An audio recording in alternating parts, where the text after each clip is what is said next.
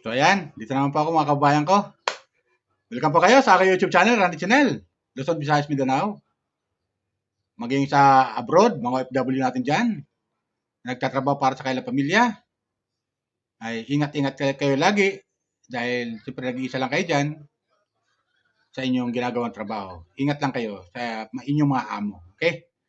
Dito sa Pilipinas, Luzon, Visayas, Mindanao, mga kabayan natin dyan, ang mga supporter, viewers ni Pugong Biyahero. Maging sa ibang bansa, please subscribe to my YouTube channel, like, and share. At ingat po kayo lagi sa araw-araw na yung ginagawa. Okay? At hayaan nyo muna batiin ko kayo naman umaga. Magandang tanghali, magandang gabi sa inyo lahat. Sama kayo pa naman doon na roon, lalo ng OFW natin. Ingat kayo lagi dyan. Sana malayo kayo sa karamdaman at kapamakan. Okay? Ito, magbibigay ako ng reaction, comment doon sa napad kong upload video ni Pugong Biyahero, yung Chris Pau, nagtatampuhan ba? Mga girls ko. Napaganda naman yan kasi alam mo, nung mapad ko yung buong video man, hindi naman sila total katampuhan eh. Kakabiruan lang sila, hindi kakatampuhan. Kasi nga lang talagang masabi natin mga viewers ko na yung mga viewers ay masyadong sensitibo. Lalo't pinanonood sila. Napakasilan na mga viewers. Hindi ba natin sila masisisi mga viewers ko eh. Kasi yung kailang reaction bilang viewers ay siyempre comment naman nila yan at pwede naman maging payo o pwede rin naman maging gabay doon sa lalo na sa Chris Pau. Diba?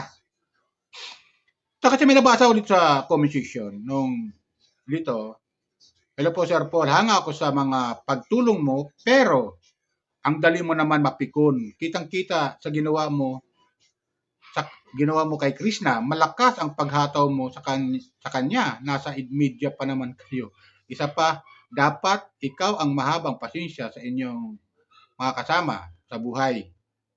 Sabi ganun. Kasi ikaw yung mas may edad at ikaw pa ay lalaki. Good luck sa inyong dalawa. Naway, gabayan lang kayo ng Panginoon Diyos sa lahat ng inyong misyon. Totoo naman yan. Pero yun naman mga viewers ko, huwag naman natin seryosohin yun. Kan lang yun, nagbibiruan sila eh. Tsaka nakita mo, may nakatuto na camera eh. Eh kung nagtatampuhan yung dalawa, pwede naman yung cameraman doon, pwede umawat, di ba?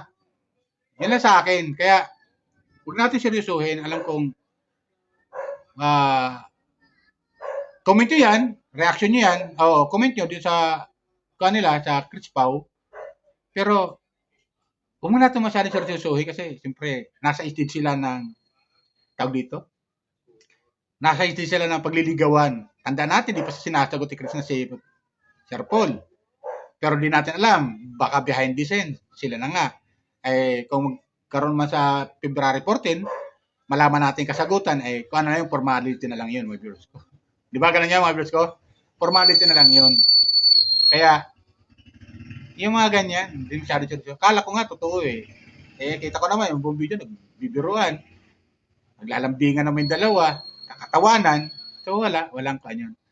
Tsaka kala ko nga, siyempre, sa akin, alam mo, kung magkaroon man ng tampuhan dalawa, pwedeng prank, mga viewer ko. Kasi si Pugong Biyahero, mahilig mag-prank yan. Kaya, huwag tayo masyadong seryosohin. Mag-enjoy lang tayo manood sa kanila bilang viewers. Kasi, yun naman eh, kuan lang sa atin, pampasaya lang, kwela sa atin, para hindi tayo masyadong ma-stress. Kaya, enjoy lang tayo panoorin yung video upload ni Pugong Biyahero at ni Chris na. Yung Chris Pau nga. Kaya yung mga ganyan, na mga ano to, na tawag dito, yung sabi ng tatampuhan, wala yun. Nakita ko naman yung video eh, wala naman eh. Di ba? At kakatuwaan naman sila eh. Wala pa rin ako masabi. Talagang masaya lang tayo bilang viewer, supporter ng Chris Pau. Kaya marami nga doon na ano to eh, may pa nga dito sa comment section eh. Ang layo naman agwat ng edad ni Pugong Biyahero at Krishna. Ay, totoo naman po yan. Inamin naman yan, di ba? Naparoon nyo yung latest upload nila. Ay, latest upload. Yung late upload nila. Di ba? Yung teleserye nila noon na 40 years old na siya, tapos si Chris is 21. So, di ba ganun yun? Malayo talaga. At saka wala naman tayo doon. Ang ka naman yung pag-ibig naman, yung sinasabi yan age doesn't matter. Pangalawa, binata't dalaga sila. Kaya, hindi tayo pwede kumontra doon kung magkagustuhan man sila. At magustuhan man ni Chris na si Pugbiero, at magustuhan ni Pugbiero si Chris na. So, wala tayo doon. Kahit malayo ang agwat ng edad nila, ikaw kakagustuhan naman sila, wala na tayo doon. No-comment na tayo doon, di ba? Ganun yun. Kaya, okay lang yan. Natutuwa nga tayo kasi di ba sabi nga ng pamilya ng Pugumbihero, sang-ayon kami na mag-asawa na si Pugumbihero. At ito na nga, inaabangan natin, yung Chris Pao. Sana, si Chris na nga, yung babaeng hinahanap na matagal na ni Pugumbihero. Di ba? Ito na yan, di ba?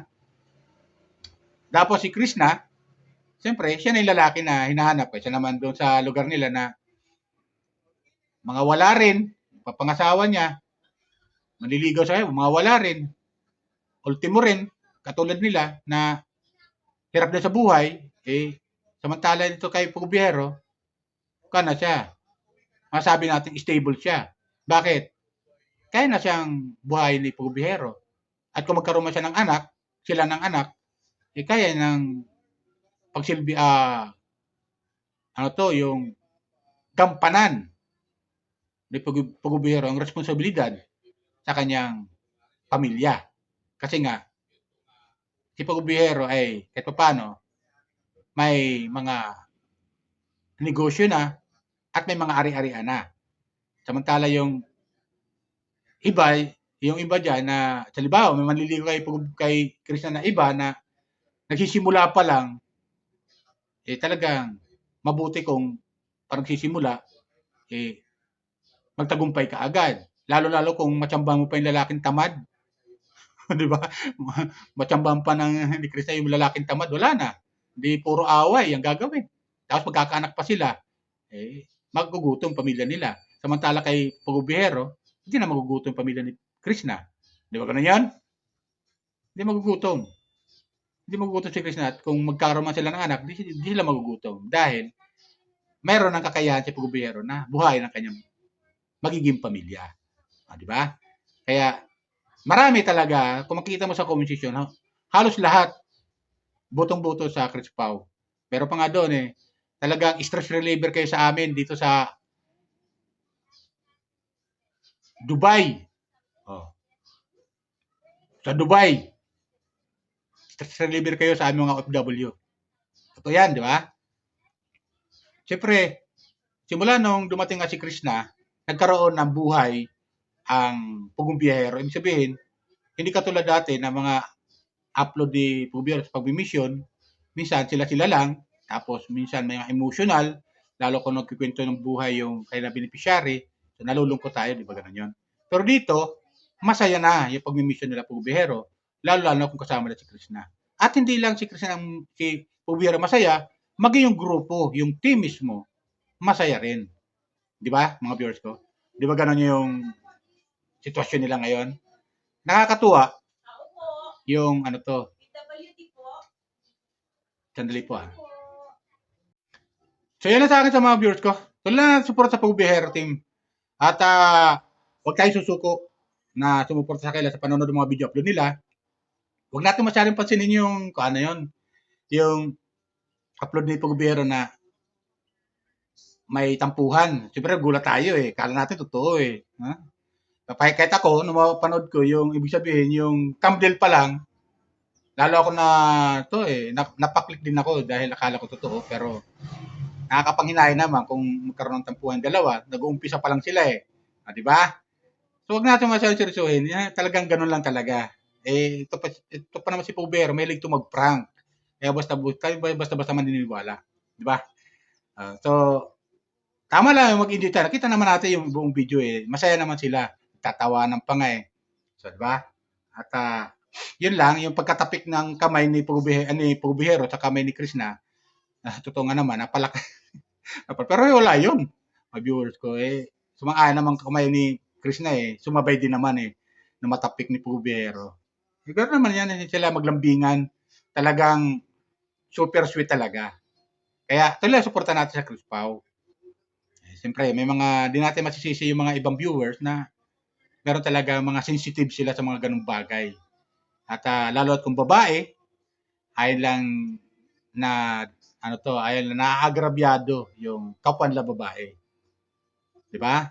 Sa magiging kapartner nila. So ganoon. At saka siyempre, kung ganoon man sa ganyang sitwasyon siyempre, kung mayroon mang ganung sitwasyon, nadadaan naman sa magandang usapan yan. Hindi naman kailangan magkasakitan pa. Di ba ganun yun? Pag-usapan para mawala yung tampuhan ng dalawa. So balik ulit sa balik ulit sa sweetness, lambingan. Di ba ganun yun? Kaya yan lang ang aking comment. Akala ko talaga sa totoo na ako. Tapos yung bisa ko basa ko sa comment section, may nag-comment doon na nakita ko yun malakas yung pagkakatapik mo sa kamay ni Chris na. Wag ganyan. Wag ganon. Unang-una lalaki ka pa naman. So ganon, yun ang comment niya. Comment lang yun. So yan, tanggap naman ni Pugubiyero yung mga ganyang comment. Siyempre, pag nabasa yung Pugubiyero yan, tanggap naman niya yan. Dahil siyempre, nagbibigay lang ng paalala. Ang tawag dyan, paalala. Na sana, wag ganon na mangyari. Yan lang naman. Pero sa akin, bilang viewers, ang tawag ko doon, lambingan lang yun. Bilang kasama sa PBTN, bilang sa nililigawan ni Pugubiyero si Krishna. Di ba? Kasi umamin na si Pugubiyero na mahal niya si Krishna So, hindi magagawa ni Pugubiyero. Nasaktan niya yung kanyang magiging kapartner na pagdating ng araw. Di ba ganun yun? Hindi niya magagawa yun. Bagkos, susuklayin niyo ito ng pagmamahal. Diba ganun yung mga viewers ko? Sana tanggapin lang natin. Wala problema yun. Yung comment na yun. Akala ko totoo, tampuhan. Yung comment, siyempre, yung ibang mga viewers, sensitive mas sila. Kaya okay lang yan. Naintindihan natin sa mga ganun. Okay, yan lang po. Bye! Shoutout nga pala sa mga hinahan ko charity vlogger, kay Pugubiyero, kay Kalinga Prab, Kuya Bal, at Edna, kay Busumidit, yung Lichip Land Girl, shout out sa mga viewers ng Busumidit, yung Katekram, kay Loli Vlog, King Lax, Virgilin Care. Shout out ka business at saka Papa Dins TV. Shout out. At gano'n kay Pugubiyero at sa kanyang team. Ingat kayo lagi sa araw-araw niyong pag-mission dyan sa Davao. Okay? Maraming salamat po sa inyong panunod at makikiusap ulit ako sa inyo. Baka may nanonood dyan, hindi pa nakapag-subscribe. Subscribe lang po kayo at comment. Lalo dito sa aking upload ngayon kung ano masabi nyo sa ginawa ni Pugubiyero kay Krishna, yung pagtapik ng kamay. Di ba? Buti dinatapon yung kape. Okay, sige, yun lang po. Bye! Ingat tayo lagi. Pagpalain pa tayo ng pumikap.